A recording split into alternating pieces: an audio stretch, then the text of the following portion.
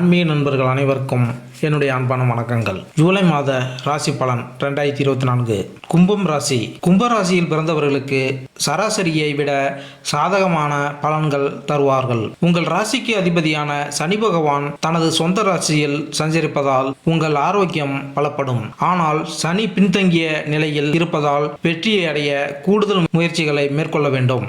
ஆனால் நீங்கள் ஒரு ஒழுக்கமான வாழ்க்கை முறையை பின்பற்ற விரும்புகிறீர்கள். இதன் காரணமாக வாழ்க்கையில் பல்வேறு துறைகளில் பல்வேறு வேலைகளில் வெற்றி பெற தொடங்குவீர்கள். நோடல் கிரகமான ராகு 2வது வீட்டில் இருப்பதால் நீங்கள் எதையாவது பொறுமையாக சொல்லலாம் மற்றும் உங்களால் முடிக்க முடியாத சில விஷயங்களை சொல்லலாம். நீங்கள் கூடுதலாக பேசலாம். இதை நீங்கள் தவிர்க்க வேண்டும். குடும்ப வாழ்க்கையில் மகிழ்ச்சியும் அமைதியும் நிலவும். பேச்சை கட்டுப்படுத்த வேண்டும். நாம் தொழில் பற்றி பேசினால் ஒரு வேலையை செய்யும் சொந்தக்காரர்கள் நல்ல வெற்றியை பெறலாம். வியாபாரம் செய்பவர்களுக்கு மாதத்தின் முதல் பாதி சாதகமாக இருக்கும். பண ஆதாயத்தை பெறுவார்கள். அவர்களின் வியாபாரம் செழித்து வளரும். மாதத்தின் 2ஆம் பாதியில் வியாபாரம் தொடர்பான உங்கள் செலவுகள் அதிகரிக்கும். காதலுடன் ஈகோ மோதல்கள் இருக்கும். இந்த மாதம் ஆரம்ப காலகட்டத்தில் நல்ல செய்தியை கொண்டு வரும். பரஸ்பர அன்பு உறவுகளும் செழிக்கும். மாதத்தின் முதல் பாதியில் வாக்குவாதங்கள் ஏற்பட வாய்ப்புகள் உள்ளது. மாணவர்கள் கல்வியில் சாதகமான பலன்களை பெறுவார்கள். கடினமான உழைப்பை செய்வீர்கள். அதன் மூலம் வெற்றியை அடைவீர்கள். தொழில் சம்பந்தமாக வெளியூர் சென்று வெற்றி பெறலாம். குடும்ப வாழ்க்கை. குடும்ப விஷயங்களில் இந்த மாதம் சாதகமாக இருக்கும் என்று எதிர்பார்க்கப்படுகிறது. பிறகு உங்கள் பேச்சில் கவனம் செலுத்த வேண்டும். 2ஆம் வீட்டிற்கு நோடல் கிரகமான ராகு இருப்பது உங்களை எதையும் பேசக்கூடிய நபராக மாற்றும். எனவே நீங்கள் மற்றவர்களை பாதிக்க அல்லது ஈர்க்க எதையும் பேசுவதை தவிர்க்க வேண்டும். ஏனெனில் தேவைப்படும் நேரத்தில் உங்களுக்கு எதிராக சொல்லக்கூடிய அந்த வார்த்தைகளை உங்களால் செயல்படுத்த முடியாமல் போகலாம். மற்றவர்களை பற்றி நல்லதை சிந்தித்து தூய்மையான மனதுடன் மற்றவர்களுக்கு நல்லது பேசுங்கள். இதன் காரணமாக நீங்கள் அனைவருக்கும் பிடித்தவராக இருப்பீர்கள். 2ஆம் வீட்டின் அதிபதி வியாழன் 4ஆம் வீட்டில் இருப்பார். இதன் காரணமாக உங்கள் குடும்ப வாழ்க்கை மகிழ்ச்சியாகவும் அமைதியாகவும் இருக்கும். பரஸ்பர அன்பு அதிகரிக்கும்.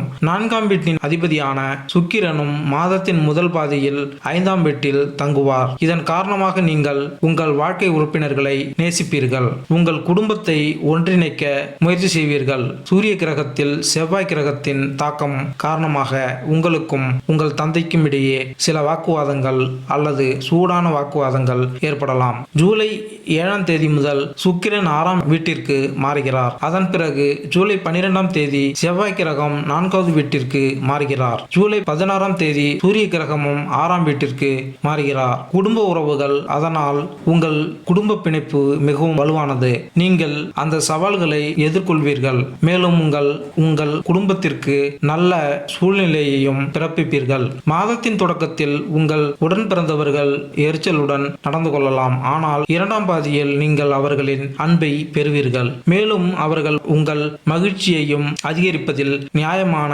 பங்களிப்பை வழங்குவார்கள். உங்கள் அன்பு பெருகும். குடும்ப வாழ்க்கையில் மகிழ்ச்சி ஏற்படும். காதல் மற்றும் திருமண உறவு. நாம் காதல் உறவுகளை பற்றி பேசினால் 5ஆம் வீட்டின் அதிபதியான புதன் 6வது வீட்டில் இருப்பார். மேலும் செவ்வாய் அதன் முழு அம்சத்தையும் மாத தொடக்கத்தில் அவர் மீது செலுத்துவார். மேலும் சூரியன் மற்றும் வீனஸ் கிரகம் உங்கள் பிறந்த ஜாதகத்தின் 5வது வீட்டில் ஒன்றாக இருக்கும். இதன் காரணமாக காதல் மற்றும் காதல் இரண்டும் உங்கள் காதல் வாழ்க்கையில் அதிகரிக்கும். நீங்கள் இருவரும் ஒன்றாக நல்ல நேரத்தை செலவிடுவீர்கள். நடுவில் சில விஷயங்களால் ஈகோ மோதல்கள் ஏற்படலாம். ஆனால் சிறு சிறு வாக்குவாதங்கள் அன்பின் ஒரு பகுதியாகும். மேலும் அவை உங்கள் அன்பையும் அதிகரிக்கின்றன.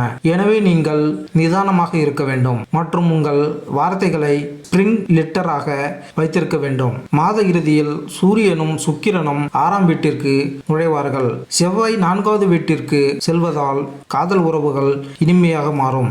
நீங்கள் சொல்வதை கேட்கவும் புரிந்து கொள்ளவும் உங்களுக்கு வாய்ப்புகள் கிடைக்கும். மேலும் உங்கள் உறவுகள் வெளிப்படுத்தவும் உங்களுக்கு வாய்ப்புகள் கிடைக்கும். இந்த நேரம் உங்கள் அன்பை ஒரு புதிய திசையில் முன்னோக்கி கொண்டு செல்லும்.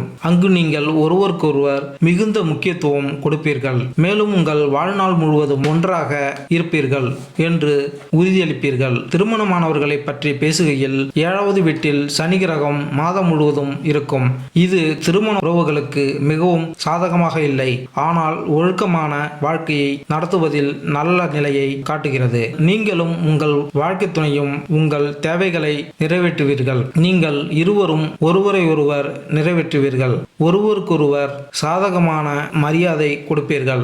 மேலும் நமது பொறுப்புகளையும் சிறப்பாக நிறைவேற்றுவீர்கள்.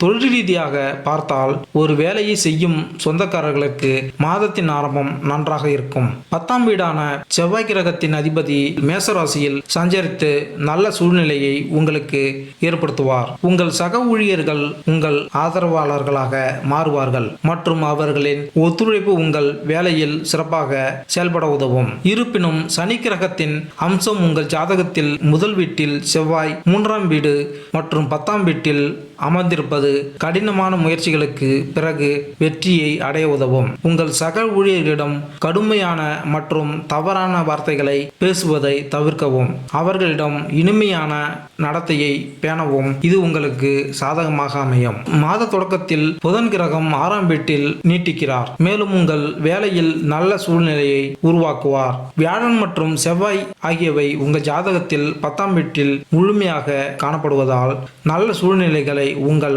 வேலையில் இருக்கும். மாதத்தின் பிற்பாதியில் சூரியனும் சுக்கிரனும் 6ஆம் வீட்டிலும் செவ்வாய் 4வது வீட்டிலும் இருப்பதால் உங்கள் வேலையில் அதிக கவனம் செலுத்தலாம் மற்றும் உங்கள் வேலையில் உங்கள் நிலையை மிகவும் வலுவாகவும் நேர்மையாகவும் மாற்றும். நிதி. கும்பராசிக்காரர்களின் நிதி நிலைமையை பொறுத்தவரை மாதத்தின் ஆரம்பம் சாதகமாக இருக்கும். 11ஆம் வீட்டின் அதிபதி வியாழன் 4வது வீட்டில் இருப்பதால் அசையும் மற்றும் அசையா சொத்துக்களை பெற உங்களுக்கு உதவக்கூடும். இதன் காரணமாக வீட்டில் உள்ள அனைவருக்கும் மகிழ்ச்சியாக இருப்பார்கள் மற்றும் வீட்டிற்கு மகிழ்ச்சி வரும். சூரியனும் சுக்கிரனும் உங்கள் ஜாதகத்தில் 11வது வீட்டை பார்க்கிறார்கள். இதன் காரணமாக உங்கள் வருமானம் அதிகரிப்பதற்கும் உங்கள் தினசரி வருமானம் அதிகரிப்பதற்கும் நிலைமைகள் சாத்தியமாகும். நோடல் கிரகம் ராகு உங்கள் ஜாதகத்தில் 2வது வீட்டில் இருக்கிறார். இது பணம் பெற உங்களுக்கு